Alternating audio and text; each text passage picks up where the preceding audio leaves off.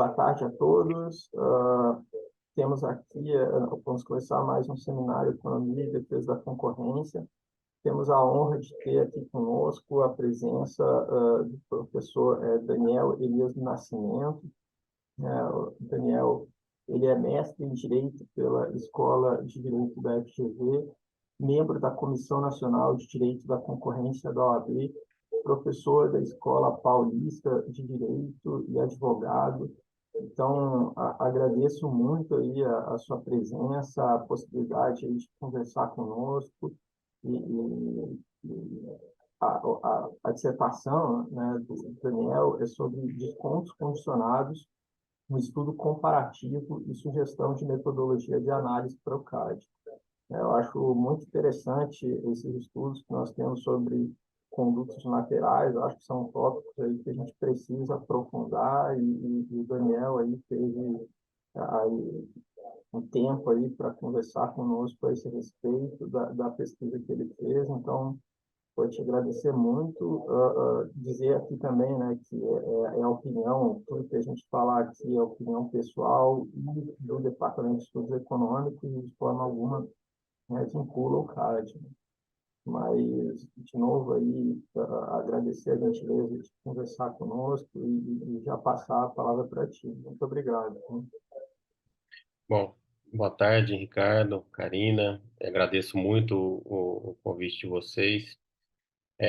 Para mim é muito especial estar batendo esse papo aqui com vocês. Tenho acompanhado os outros seminários. Como você disse, o título da minha dissertação é Descontos Condicionados, Estudo Comparativo e Sugestão de Metodologia de Análise para o CAD, né? Então, assim, quando eu estava fazendo a dissertação, até conversando com a minha orientadora, bom, esse título talvez parece ser um pouco presunçoso, né? Porque parece que eu quero ensinar o CAD a fazer o trabalho deles, né? Não é isso de forma alguma. E aí, na época, eu lembro que a professora Leonor me falou, quem sabe um dia, Daniel, você não vai ter a oportunidade de estar apresentando a sua dissertação para o CAD, né? E eis que esse dia chegou, então sou muito grato a vocês aí pela oportunidade, né? Antes da gente Nós que iniciar agradecemos. Antes da gente iniciar aqui, eu preparei alguns slides aqui só para nortear um pouco a nossa conversa. Eu também queria agradecer a Yara Santos, a funcionária do CAD, da Coordenação Geral. Ela me ajudou muito com a separação aí da pesquisa jurisprudencial que eu fiz, com a organização. Então, assim, sem ela, certamente esse trabalho não seria possível de ser feito no prazo que foi feito, tá? Bom, deixa eu compartilhar aqui os slides da minha apresentação. Estão conseguindo enxergar? Está ótimo. Legal. Bom, aqui é um pequeno índice aqui para nortear a fala, e aí, Ricardo, por favor, a ideia não é dar uma aula, nem algo do tipo, é apenas um bate-papo. Estou passando os slides aqui, mas fique à vontade para me interromper, para perguntar, enfim. A estrutura aqui da apresentação, eu vou fazer uma breve introdução ao tema, vou tratar de direito comparado, o que está sendo dito, como esse tema está sendo estudado lá fora, sobre o Brasil, como o Brasil tem visto esse tema de descontos, trago ao final alguns dados do CAD aí que, inclusive, subsidiaram as minhas conclusões, né? Então, bom, Daniel, como que você teve ideia de estudar esse tema, né? Estava comentando com o Ricardo que esse tema foi da minha dissertação de mestrado, eu fiz um mestrado profissional, que ao final do dia eu tinha que ali resolver um desafio prático, né?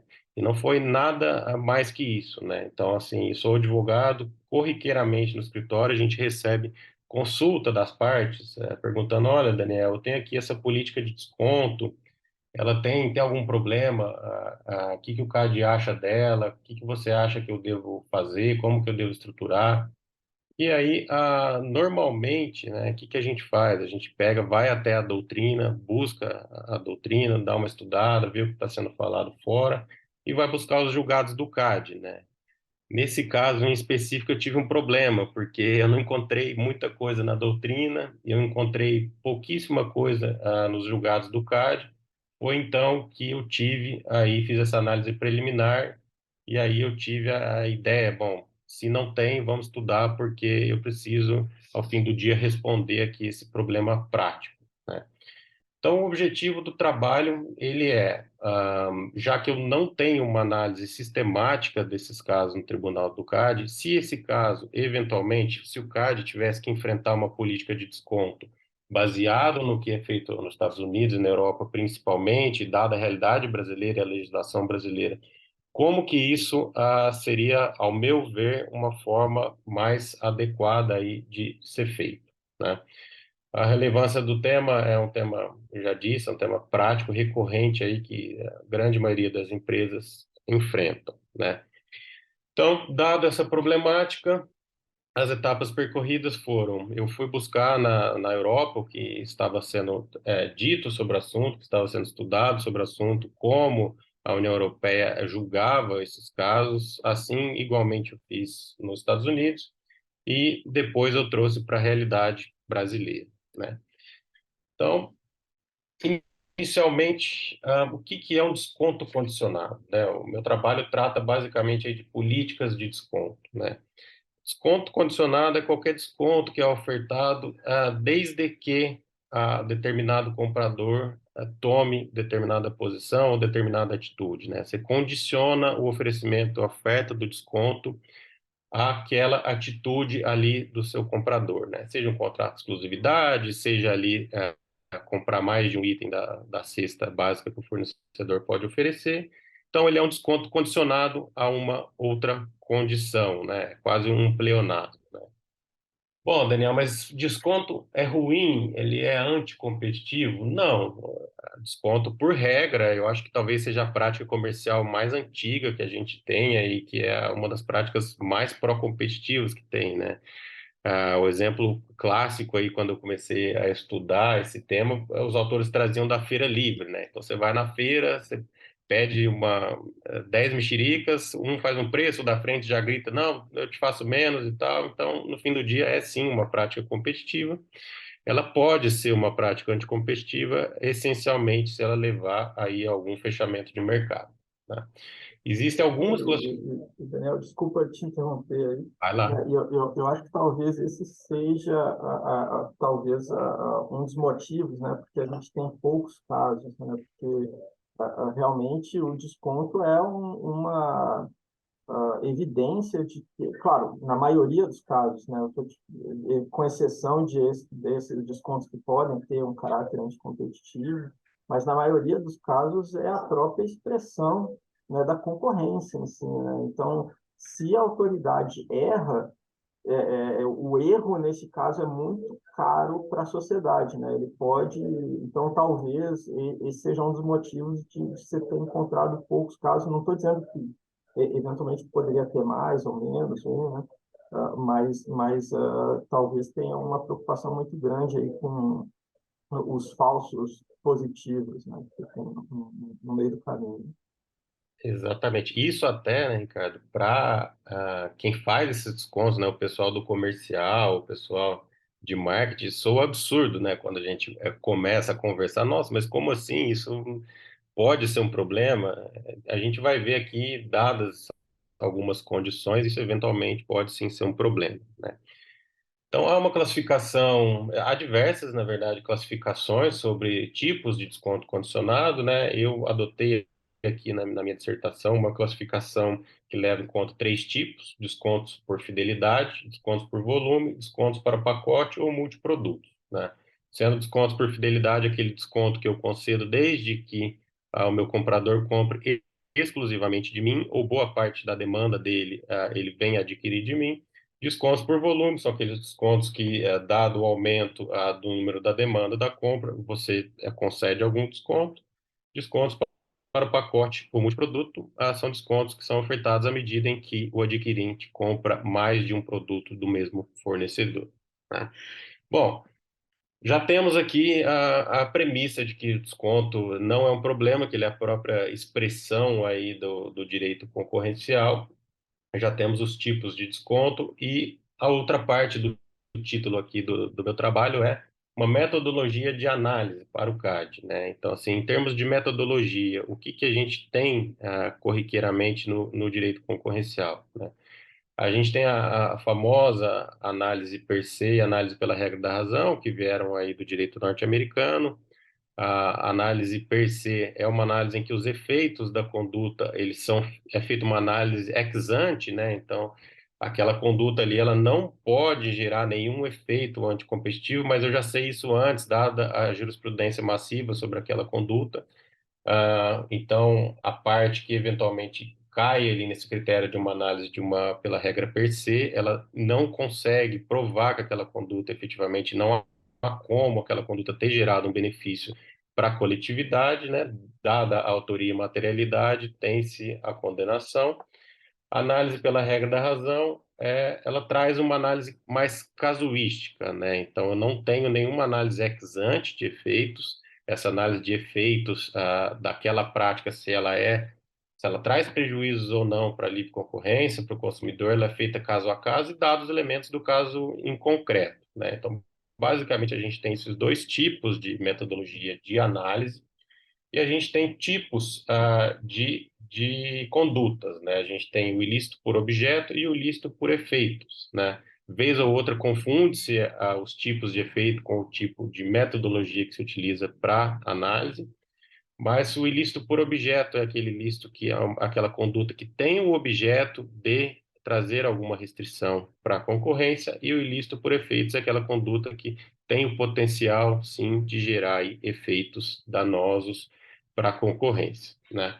Bom, dado essas premissas, eu fui até a União Europeia ter certeza de que, infelizmente, eu fui só através de livros, eu não fui fisicamente, mas para ter a certeza de que como a União Europeia estava analisando esses casos, né? E a minha dissertação realmente foi num momento ah, bem conturbado, né? A gente vai ver um pouquinho para frente que estava no julgamento do caso da Intel, né? Na parte final do julgamento do caso, né?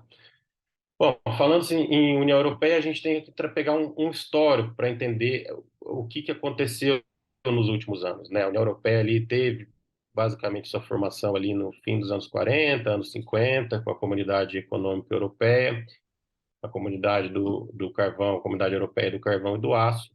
Então, naquela época, o objetivo central era garantir a livre circulação de mercadorias, a livre circulação de acesso às fontes de insumos.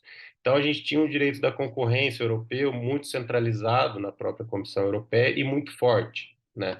Então, a gente estava no início ali da organização em bloco e aquilo tinha que ser garantido, né? Então, acabou indo para um extremo muito formalista. Então, dadas determinadas situações e condições, não se analisa efeito, a prática é condenada, né? Evoluindo nessa linha do tempo, ali já para o começo dos anos 2000, em 2003, teve uma alteração muito importante na estrutura do direito concorrencial europeu, né? Então, esse regulamento, ele primeiro alterou a estrutura mesmo de organização, de como funcionava o direito concorrencial europeu. Ele criou diversas agências antitrustes nacionais, locais, obviamente, sob a coordenação da Comissão Europeia, e foram inseridos diversos agentes nesse mercado de estudo de direito concorrencial, né? Então, advogados, conselheiros, economistas passaram a estudar com mais detalhe ali o que era o direito concorrencial, a jurisprudência europeia, como é que estava, o que faltava ou não, o que deveria se aprofundar. E nisso foram publicados aí diversos estudos, papers, sentindo uma falta muito grande de uma análise econômica, uma análise mais baseada em efeitos que as condutas poderiam ter, né? Então, era aquela tradição muito formalista e não tinha muito essa análise por efeitos, né? Então, procedeu-se aí, então, a uma revisão de como estava estruturado o direito concorrencial europeu, até que o tema aqui que a gente está tratando de descontos condicionados, ele é tratado lá no artigo 102 do Tratado de Funcionamento da União Europeia, e ele teve, a União Europeia publicou um edital de uma consulta pública que ela faria um documento que traria orientações sobre como deveria se olhar aquele artigo ou como ela esperava que as partes envolvidas ali em um processo ou mesmo de mercado deveriam, que tipos de conduta seriam consideradas, o que que não seria considerado de análise de mercado. Então, ela traz ali uma série de requisitos que deveriam ser observados nessa análise, que agora seria mais uma análise por efeitos do que uma análise meramente formal, né? Esse documento é muito curioso, porque esse documento traz claramente nele que ele não é um guia. Tem uma discussão na Europa que soft law ela tem uma obrigação que ela deve ser adotada pelas autoridades antitrust, né? Então, assim, de cara, o documento já fala, olha, isso aqui não é um guia, não é um soft law, não leve, isso não é obrigatório de ser adotado pela autoridade antitrust. Também lá fala que não é uma doutrina, enfim, é um documento muito peculiar. No fim do dia, ele traz orientações de prioridade, aquilo que a União Europeia deveria olhar como prioridade na análise desses casos, né?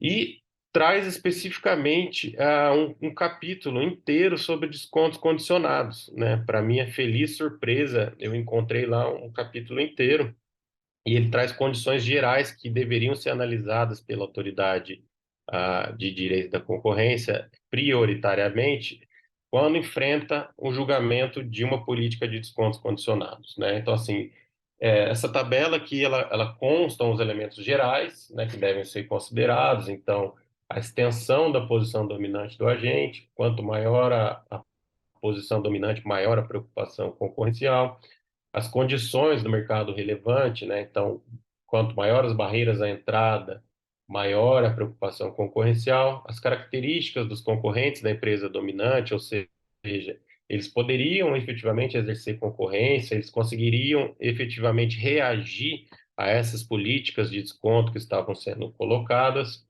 as características dos clientes e dos fornecedores dos meios de produção, né? Então, quanto mais estratégico fossem os clientes aos quais essas políticas eram aplicadas, mais estratégicos e seletivos, maior a preocupação concorrencial, a amplitude do comportamento investigado, né? Então, o market share afetado, qual que é o market share afetado, qual que é a extensão, qual que é a duração no tempo, qual que é a frequência que essa conduta está levando, tá?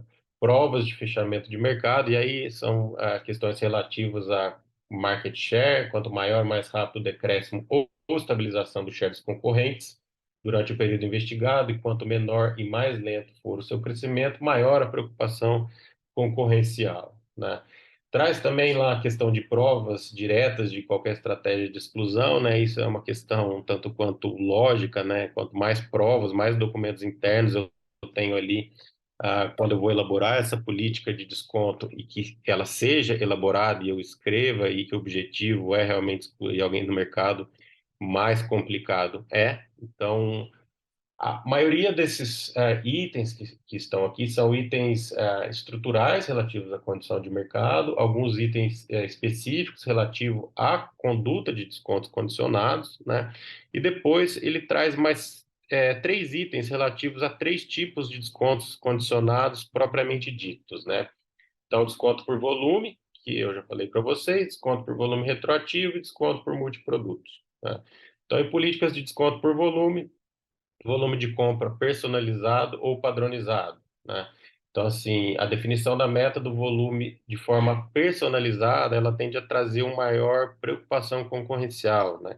Isso porque ela deveria, as economias de escala aí deveriam ser iguais, se os volumes são iguais para todo e qualquer comprador. À medida que eu personifico essa regra de desconto e estabeleço um cada volume para determinado comprador, pode acontecer que eu estou, na verdade, bonificando não a economia de escala que eu estou tendo, mas sim o market share que eu quero atacar, né? A penetração que eu quero ter naquele determinado cliente, né? Descontos por volume retroativos, né? E aqui tem uma diferença básica de descontos retroativos e descontos progressivos, mas é muito importante, né? Então, vamos imaginar, por exemplo, que eu sou um grande atacadista e eu compre desodorantes, por exemplo, né? Então, eu compro lá 10 desodorantes, que é a minha demanda, e falo com o meu fornecedor, olha, não tem como me dar um desconto, estou te comprando a 10 aqui, quase a minha capacidade total, se não a minha capacidade total aqui da minha demanda. Ele falou: Olha, Daniel, tem como eu te dar um desconto, sim. Vamos fazer o seguinte: a hora que você atingir a 10ª unidade, eu te dou 10% de desconto e ele vai retroagir para todas as 10 unidades que você comprar. Legal, legal. Então, vamos supor que eu estou pagando R$ 1 no desodorante, eu estou ali, chego na 10ª, eu ganho 10 centavos por desodorante, então eu estou economizando R$ 1, né? E aí vamos partir da premissa que tem um outro player tentando entrar no mercado, né? Vem lá de Minas Gerais, me conhece, bate na minha porta, fala: Pô, Daniel, lembra de mim? Estudei com você no colégio, você é uma pessoa aí que teve algum sucesso em São Paulo, você tem esse seu supermercado de bairro aí que seja. Eu estou fabricando desodorante. Fala: é, eu quero vender meu desodorante para você. Falar: legal. Quanto custa o seu desodorante? Meu desodorante custa 1,10, Daniel. Pô, 1,10 para mim é um pouco complicado, porque eu pago R$ 1 no desodorante e tal. Daniel, eu vou fazer então para você por R$ 1. Mas eu tenho um desconto de 10 centavos por cada unidade de desodorante que eu compro. Daniel, aí já fica complicado, né? Já está muito próximo da minha margem, mas assim, eu quero entrar no mercado, eu vou aí então abrir mão da minha margem para entrar no mercado, eu te faço a 90 centavos. É o preço que você está pagando por unidade, não é? Esse preço sim, só que tem um detalhe: se eu deixar de comprar a 10ª unidade do meu fornecedor que atualmente me fornece, eu vou perder o desconto dos outros 9 itens. Então, na verdade, eu tenho R$ 1 de desconto. Você estava falando que ia me vender um em 10, você tem que me vender a 10 centavos. O que você acha?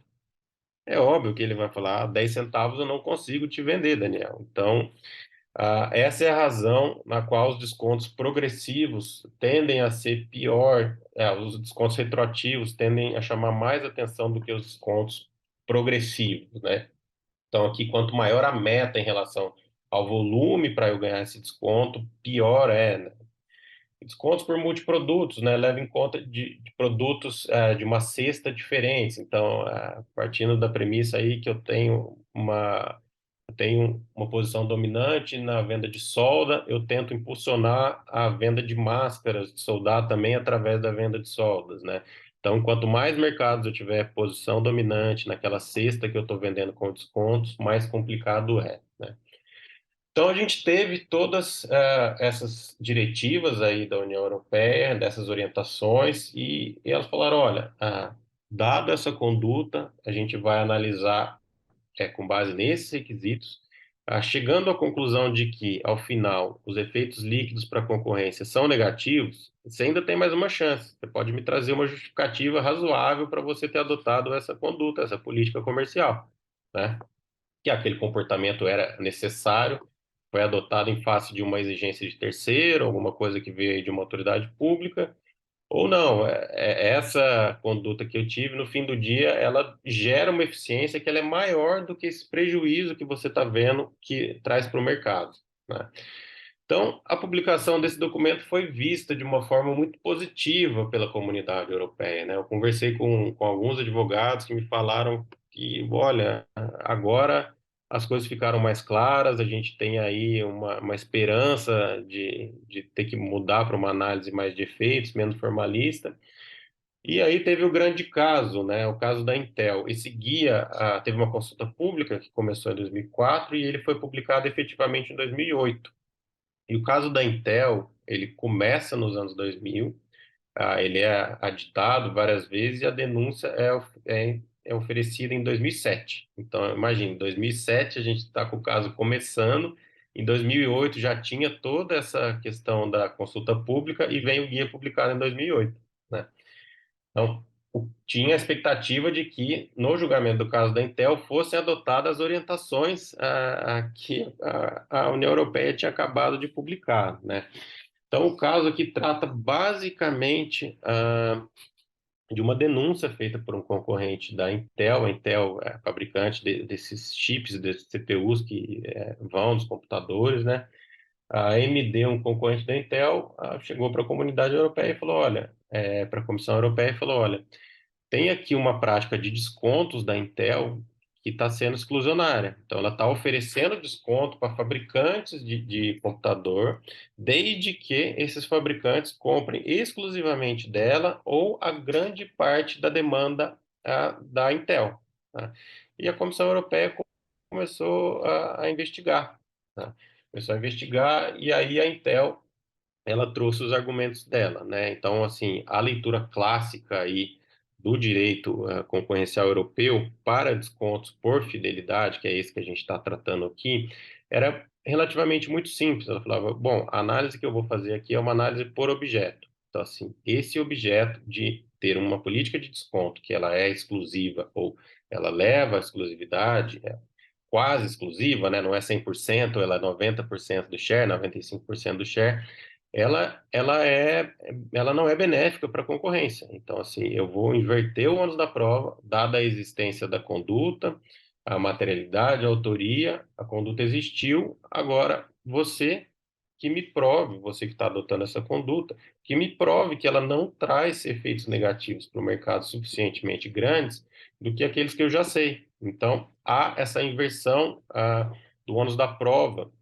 no caso da análise por objeto, nesses casos de desconto condicionado, essa é uma jurisprudência tradicional da União Europeia, né? Então, assim, a Intel, pois bem, ela tentou descaracterizar que o desconto dela não era efetivamente um desconto de fidelidade, né? Um desconto, era um desconto indutor de fidelidade, ele não, dada muitas condições, ele eventualmente poderia induzir a fidelidade, para cair exatamente numa análise de efeitos, né? Falou, olha, eu não sei se a gente está vendo essa discussão desse guia, dessas orientações, mas a gente não sabe como que vai ser feito efetivamente o julgamento. De toda forma, vendo aí a tradição do julgamento da jurisprudência europeia, eu não sou um desconto por fidelidade, logo eu tem que ser feita uma análise por efeitos, né? E uma análise por efeitos, você tem que avaliar o caso concreto.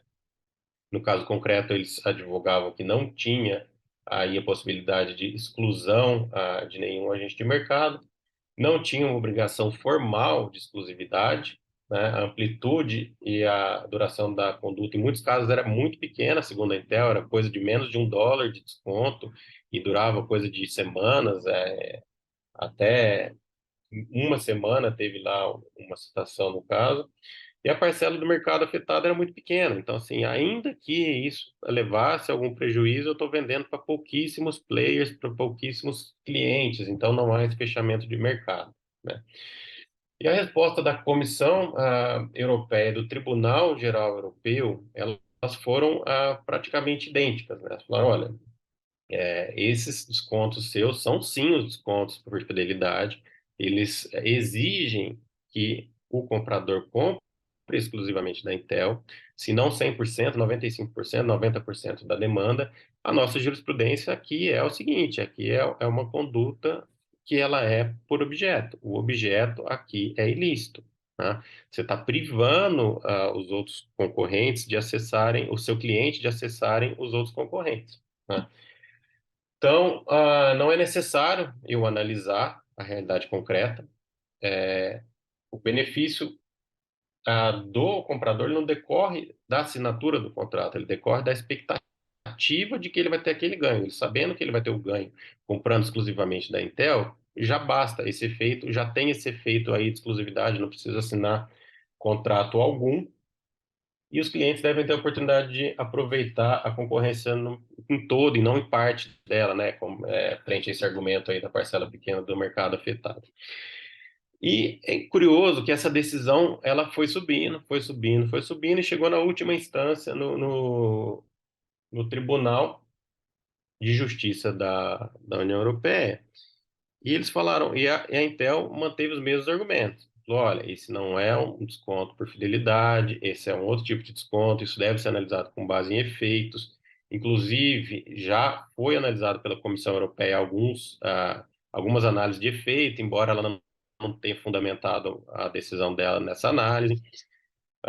E não existiria na legislação europeia nada que obrigasse aí que indicasse que determinados comportamentos relativos a abuso de posição dominante fossem caracterizados já de antemão como ilícitos concorrenciais, né?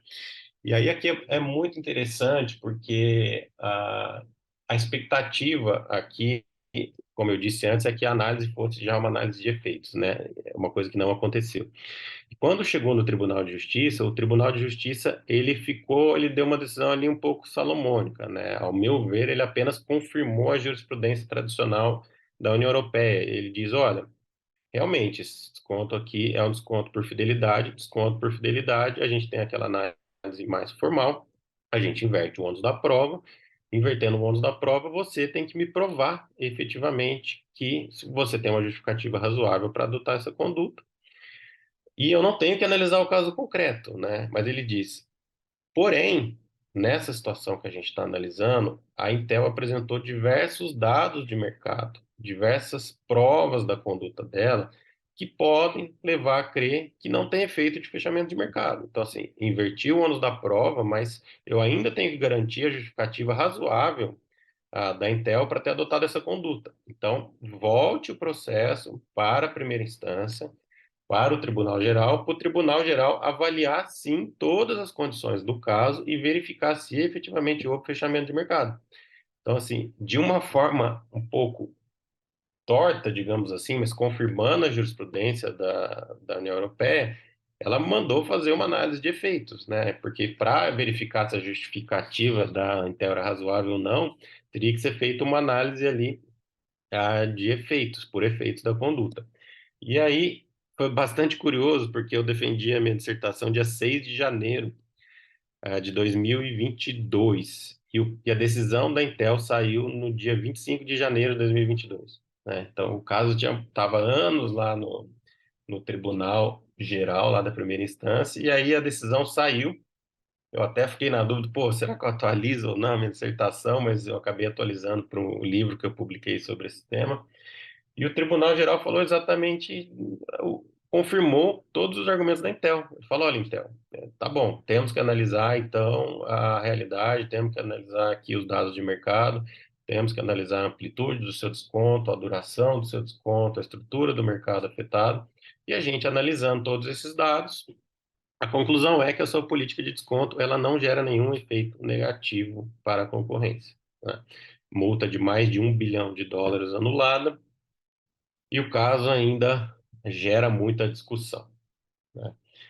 Então, ao final, na decisão da União Europeia, ela traz um resumo sobre o que ela analisa e a jurisprudência considera sobre políticas de desconto condicionado. Então, a gente tem lá descontos por volume progressivo, eles são a priori lícitos, né? Você tem uma análise ali pela regra da razão, é um lista de efeitos baseado em potencial fechamento de mercado.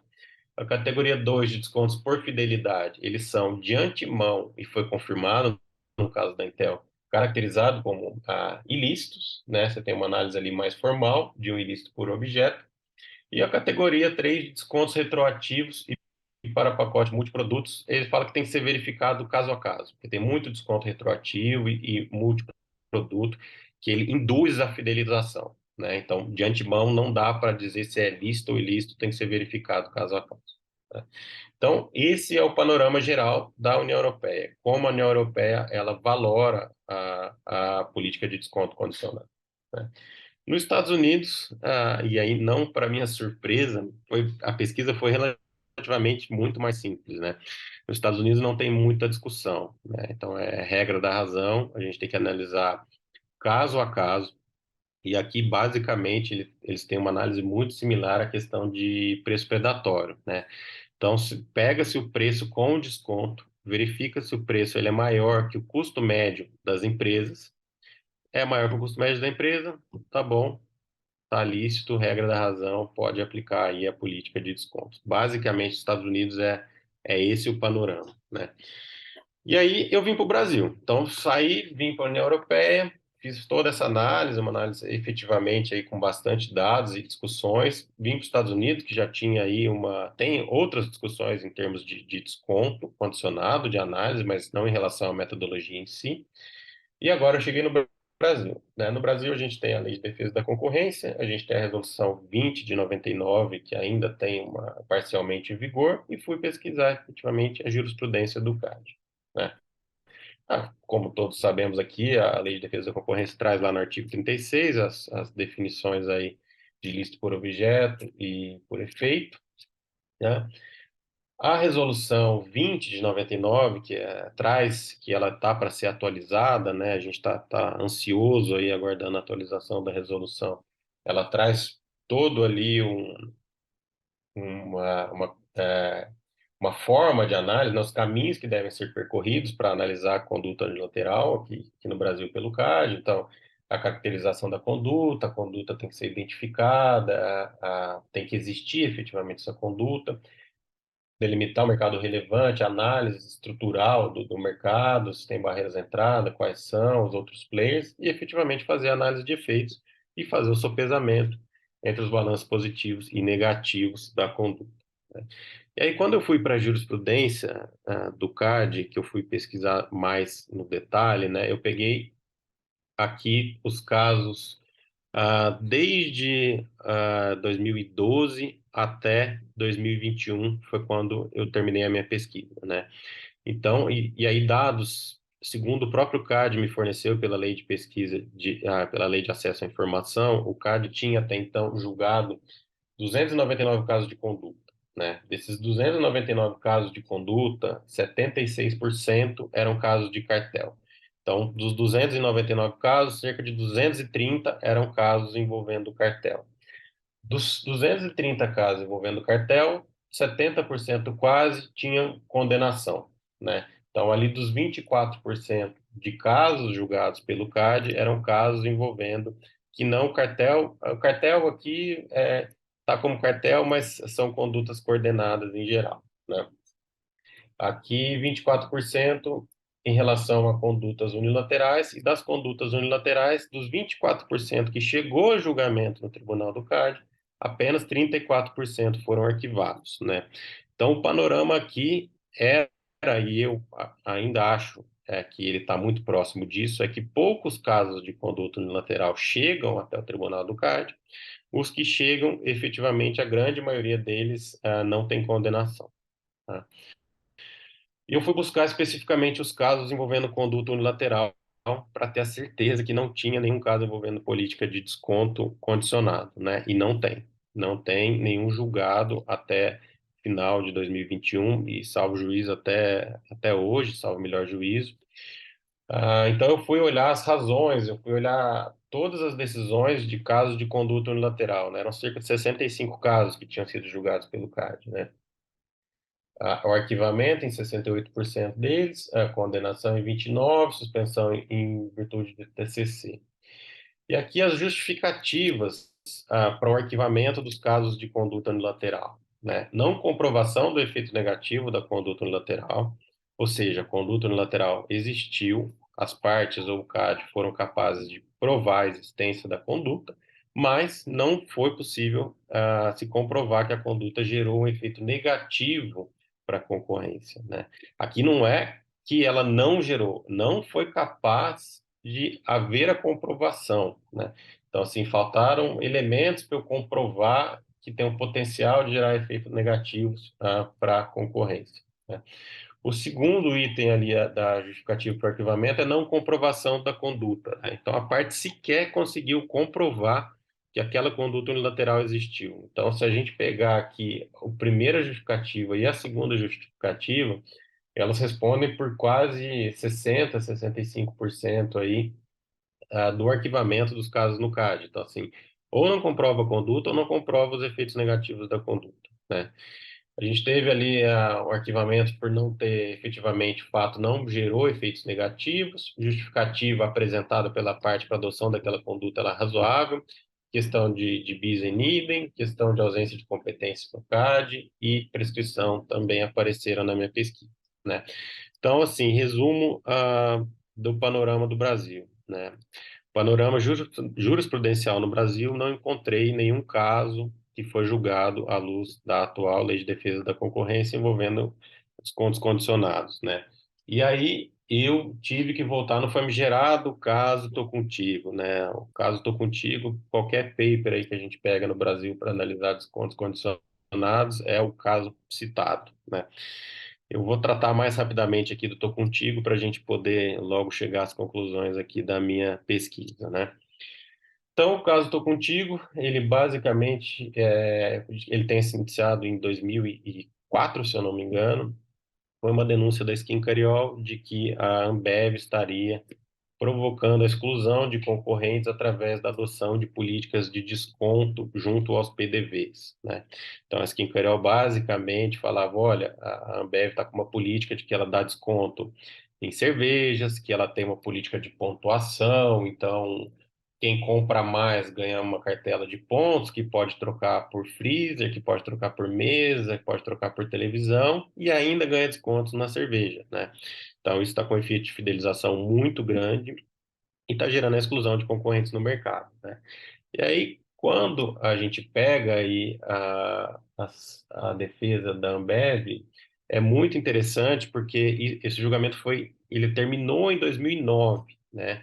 Então, a gente está falando ali, se pegar num panorama europeu, a gente está falando da discussão do caso da Intel em paralelo na Europa, a publicação das orientações quanto à aplicação do 102 de abuso de posição dominante na Europa, e aqui, paralelamente, a gente tem o caso da Ambev, né? E é curioso que a própria defesa da Ambev e o próprio CAD, eles estão muito imbuídos em dizer ou em afirmar que o estado da arte aqui é o que está sendo discutido na Europa, a Ambev trouxe pareceristas europeus, pareceristas norte-americanos, e os argumentos dela, basicamente, vão ao encontro daquelas orientações da União Europeia, né? Então, fala, olha, é muito transparente aqui minha política de desconto, eu não exijo exclusividade de ninguém, eu não exijo coação para vender meu produto, nem para participar da minha política de desconto. Esse programa de desconto, ele foi oferecido para 10 a 12% dos PDVs, né? Ainda que ele fosse, quão seria esse fechamento de mercado, né? Que tamanho seria esse fechamento de mercado, né? Não tem metas mínimas de volume de compra, não tem nenhum mecanismo de indução à exclusividade, não estabelece restrição formal para o PDV, ele participa se ele quiser ou não. Se ele não participar, eu não vou impor nada para ele, ele vai ter o mesmo crédito comigo, as mesmas condições de compra, não vou aumentar o preço da cerveja. Não tem permanência mínima, ele sai a hora que ele quer do programa. Enfim, inclusive, esse programa é bom, porque ele seleciona aqueles PDVs que efetivamente performam melhor, ele ensina o ponto a vender melhor, então ele é, inclusive, pró-competitivo, né? Diante disso, esse processo, ele é muito mais do que essa simplicidade que eu estou trazendo aqui para vocês, mas a decisão do CAD basicamente olha, esse mercado já conta com elevadas barreiras à entrada. Então, aqui a questão da distribuição, uma barreira à entrada muito elevada, a questão de marketing, propaganda, marca, é uma questão complicada. Então, você vai trazer mais um elemento aqui para o mercado que já tem elevadas barreiras à entrada, né? Havia efetivamente exclusividade de fato, né? Então, o CAD, inclusive, fez pesquisas de campo, utilizou o Instituto Ibope na época, é bem interessante esse caso. Ele comprovou que, em alguns casos, os PDVs se sentiam, sim, que deveriam exclusivamente comprar só da Ambev, né? Inclusive, tinha fiscalização da Ambev, segundo o CAD, nos PDVs, e havia retaliação para aqueles pontos que comprassem de outros concorrentes, né? Enfim, a Ambev tinha elevado poder de mercado, os descontos não guardavam relação só com o volume, mas sim com a maior ou menor resistência do PDV em aderir ou não àquela política de desconto. O desconto médio ali, o CAD fez uma conta e chegou à conclusão que ele era de 8%, e no final das contas não foi possível encontrar efeitos positivos da política de desconto adotada pela Ambev, né? A Ambev foi condenada. E aí, algumas questões que eu trago dessa decisão do CAD, né? Muito embora, e aí com todas as vênias possíveis, o conselheiro relator tenha trazido no voto dele que ele estaria fazendo uma análise ali, obedecendo o estado da arte europeu, inclusive do direito antitruste, que nem a própria Europa estava seguindo, não teve ali análise de alguns pontos que eu acho que são argumentos muito interessantes que a Ambev trouxe e não foram rebatidos, né? Então, assim, ó, no final das contas, eu acredito que não faltou um pouco uma análise mais detalhada dos efeitos da política de desconto da Ambev, né? Então, assim, não foi, eu trago aqui 3 pontos, por exemplo, não foi sequer analisada a possibilidade dos concorrentes da Ambev reagirem a essa política de desconto, né? Ela traz lá que a própria Skin Cariol estava com o market share crescendo anos seguidos ali no mercado e esse argumento foi ignorado ali no voto. Ah, os concorrentes estavam se desenvolvendo e a possibilidade deles contestarem, né? Fala, pô, a própria Skin Cariol lançou um programa aqui que é relativamente parecido com o meu, está tentando contestar o meu programa e também eu não encontrei aí no voto do CAD nenhum argumento rebatendo isso, né? E aqui um ponto bastante sensível é o argumento da Ambev de que, olha, ainda que tivesse gerado qualquer efeito negativo à concorrência, essa política de desconto ela só afeta 12% no máximo dos PDVs que existem no Brasil, né? Então, assim, que fechamento de mercado que está acontecendo, né? Qual o tamanho desse fechamento de mercado? Qual o prejuízo, enfim, para a concorrência, né? Então, esses pontos não foram efetivamente analisados pelo CAD, né? Bom, dado aí ah, ao que eu me propus na minha pesquisa, né, que era fazer essa análise comparativa das metodologias europeia, nos Estados Unidos e trazer a realidade do Brasil sobre as políticas de desconto, eu me propus a sugerir uma metodologia de análise para o CAD quando o CAD tivesse que enfrentar essas políticas de desconto, né? E aí, a, a sugestão que eu fiz basicamente olha, regra da razão, a gente tem que analisar aqui as políticas de desconto pela regra da razão, o desconto é pró-competitivo, todo mundo quer desconto, o desconto é excelente, né? Então, via de regra, as políticas de desconto, elas têm que obedecer à regra da razão, o ônus de provar a conduta é de quem faz a denúncia, o ônus de comprovar a presença dos efeitos negativos também é de quem está fazendo a denúncia, né? E dada a realidade brasileira, dado os dados efetivamente que eu mostrei ali e tendo por base aí uma análise econômica do direito, para os casos especificamente de exclusividade, descontos por fidelidade, eu, lógico, eu sugeri ainda uma regra da razão e aí mais uma análise mais próxima daquela análise que a Europa faz de ilícito por objeto, né? Então, uma vez caracterizado a política de desconto. Não, a política de desconto existe, a parte leva ela até no CAD, é comprovado que a política de desconto existe. Óbvio, a gente está falando aqui da representada com posição dominante.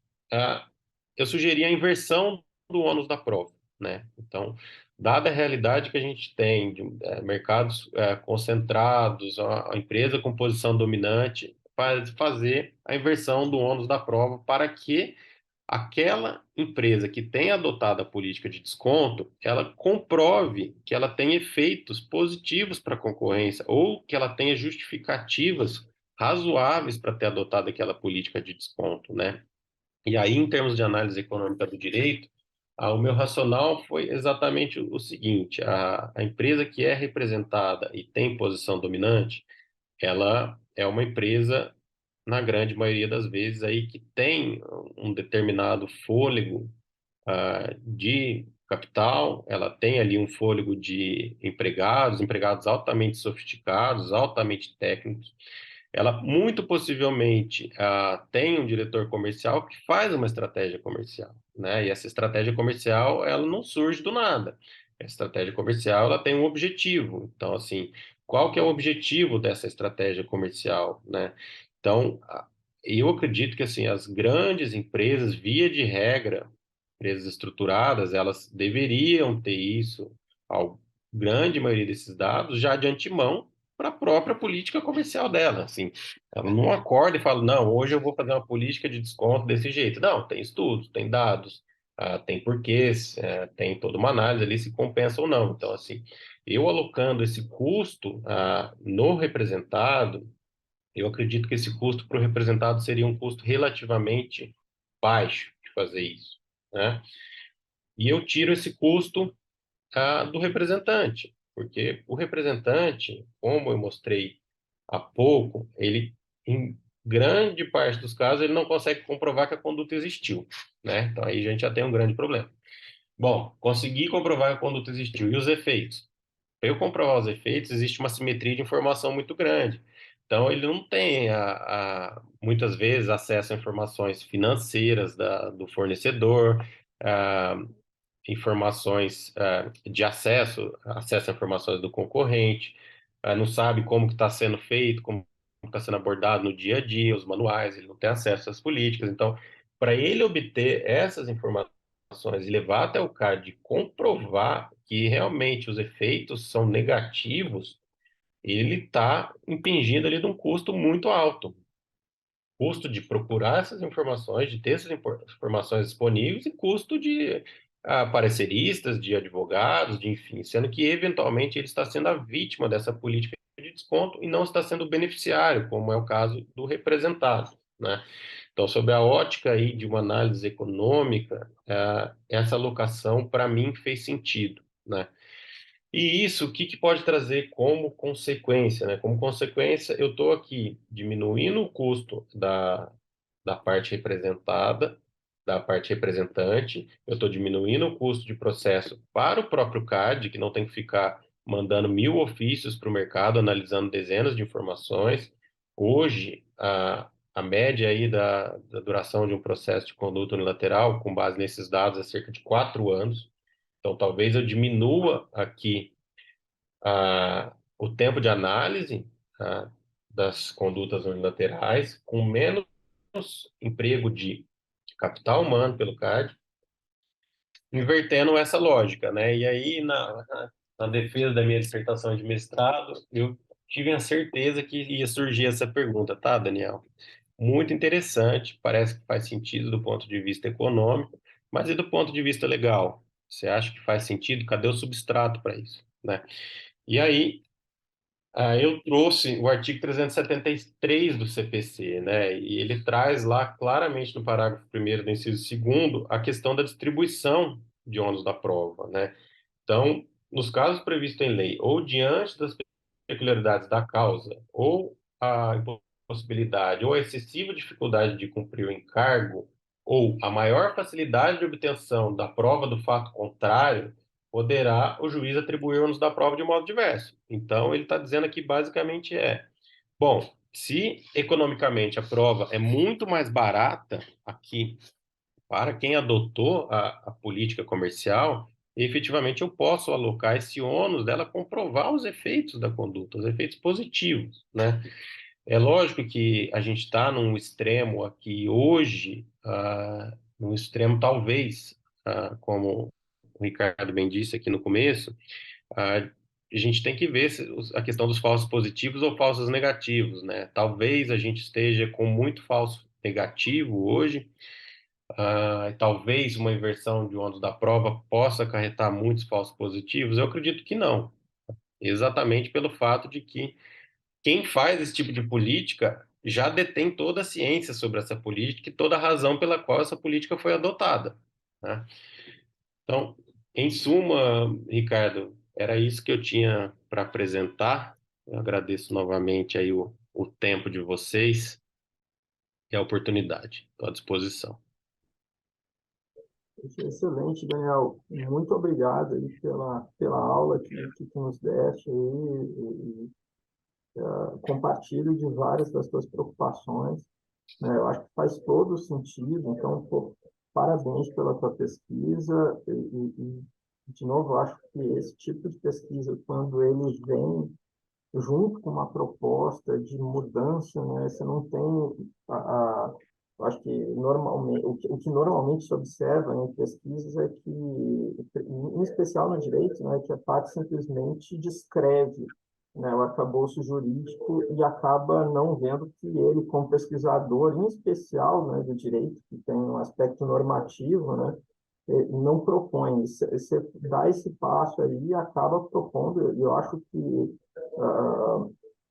extremamente benéfica aí a proposição.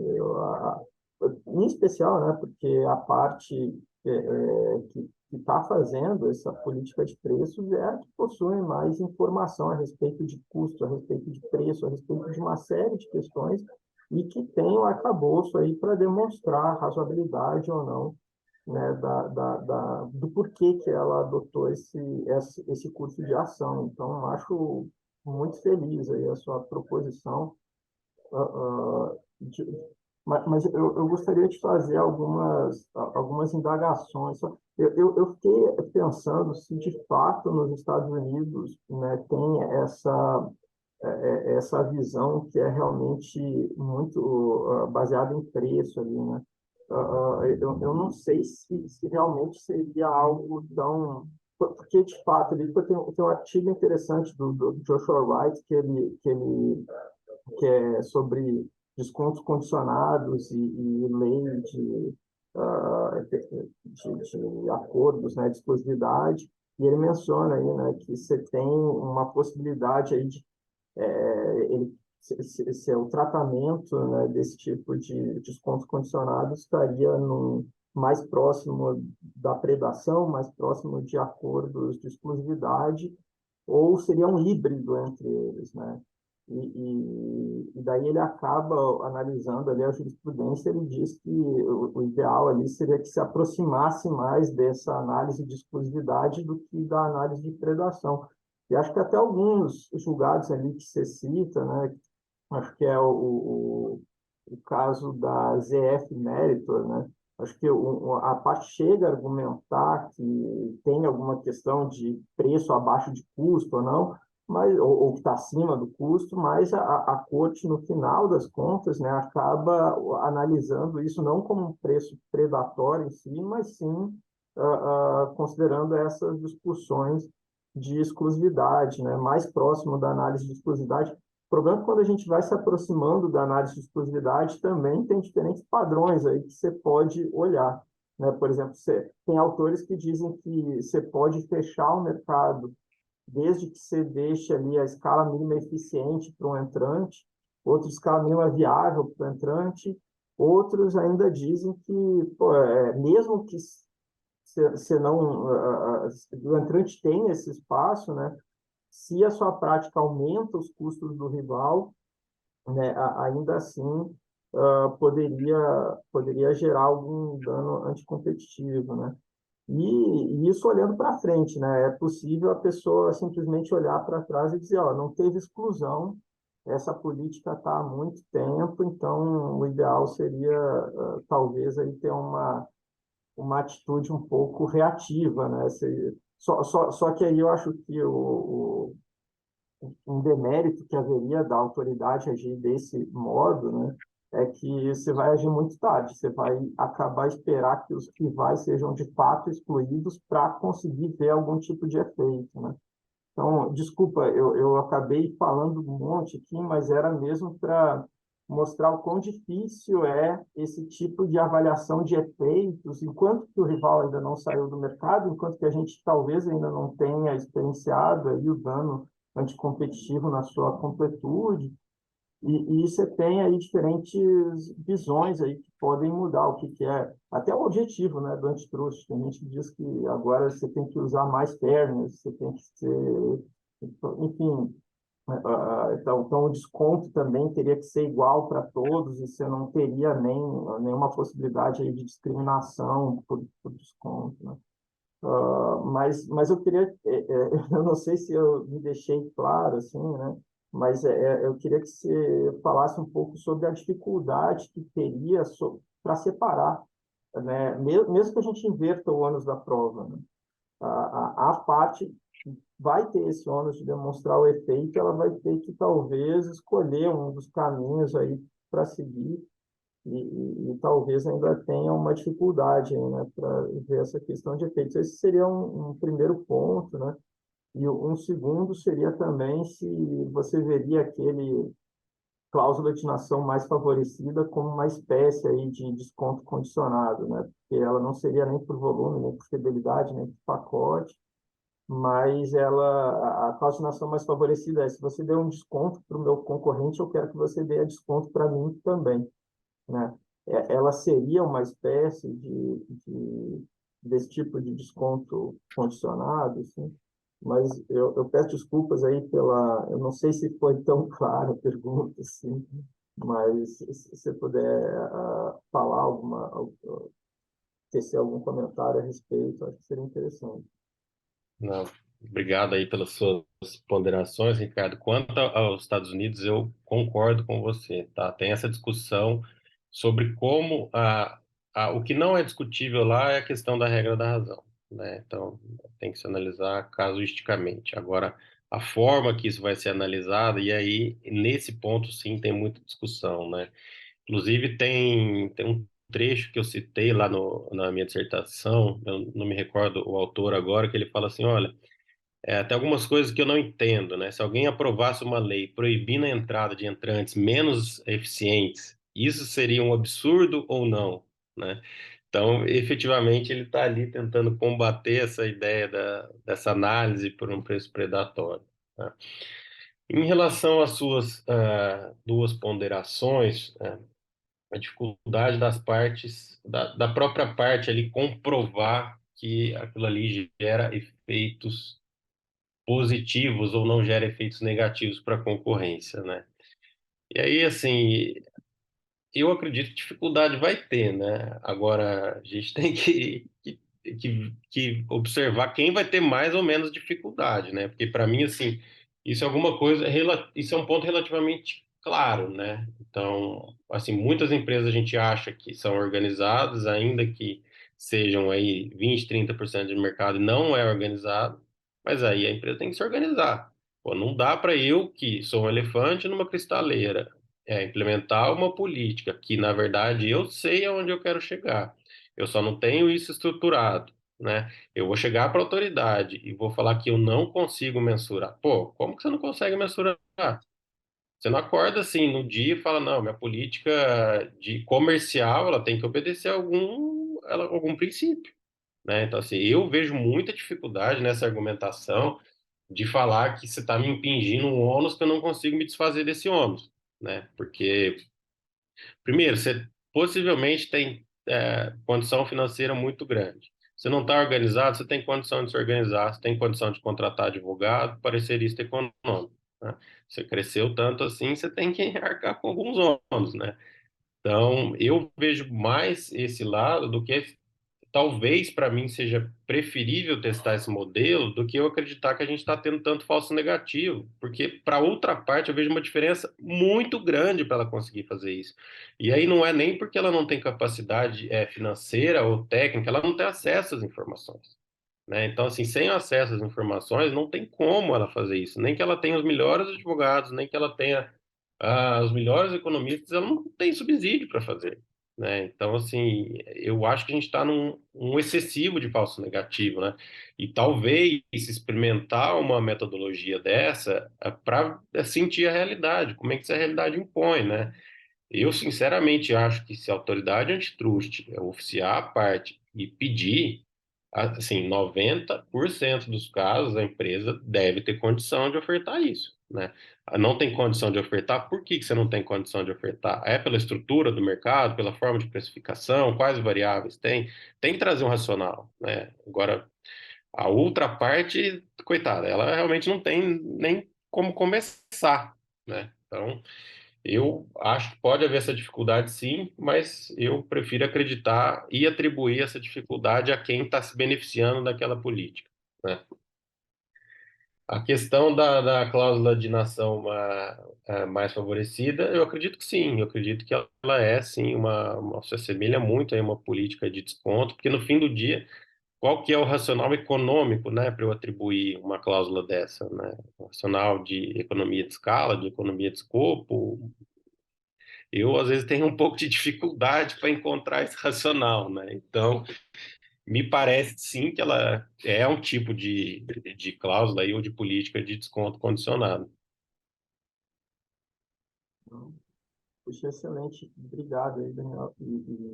Pô, concordo bastante com o teu ponto de vista e realmente o ideal seria que, pelo menos, a autoridade tivesse acesso às notas fiscais eletrônicas, e dados de custo, né, da empresa, mas realmente a empresa tem esses dados de maneira muito mais direta, simples, né, e atribuir esse ônus para quem faz a denúncia é realmente muito grande. O ideal era que o Estado, né, pudesse compartilhar esses dados entre si também, né, e que os dados de preço, pelo menos que a Receita tem, né, não fossem usados apenas para contra ilícitos tributários, né, mas também outras espécies de ilícitos aí como essa. Mas muito obrigado, foi excelente a nossa conversa e deixa aqui aberto aí ao Departamento de Estudos Econômicos para qualquer outra pesquisa que você tenha e muito bom aí ter o teu contato aí. Bom, Imagina, Ricardo, eu que agradeço. Eu te falei antes da gente começar a gravação, mas queria deixar registrado aqui que eu realmente admiro muito o trabalho de vocês. Fico muito feliz quando um caso meu tem aí a sorte de ter um parecer de vocês, é sempre muito técnico. Então, agradeço o convite novamente e sigo à disposição de vocês. muito obrigado. Até mais. Um abraço.